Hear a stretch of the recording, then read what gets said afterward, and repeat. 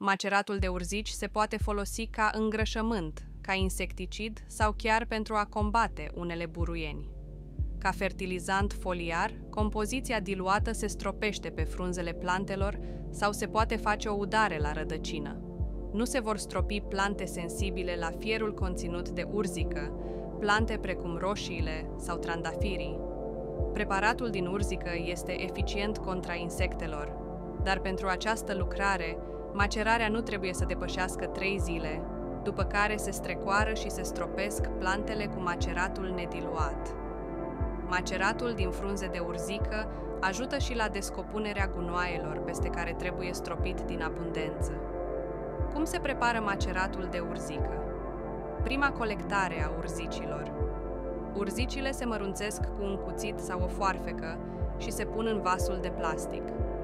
Masa vegetală trebuie să ocupe aproximativ 2/3 din volum. Se toarnă apă călduță peste urzica tocată, lăsând loc pentru fermentare. După care se acoperă cu un capac sau pânză și se pune într-un loc cald pe 7 până la 14 zile. În următoarele 2 săptămâni, amestecul va fermenta și va trebui zilnic deschis și amestecat. În această perioadă, mirosul este puțin neplăcut. Pentru a fi aplicat ca îngrășământ, 1 litru de macerat trebuie diluat în 10 litri de apă.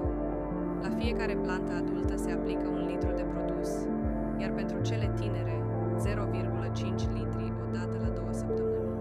Pentru a beneficia de proprietățile insecticide și fungicide ale urzicii, nu trebuie să așteptăm 2 săptămâni.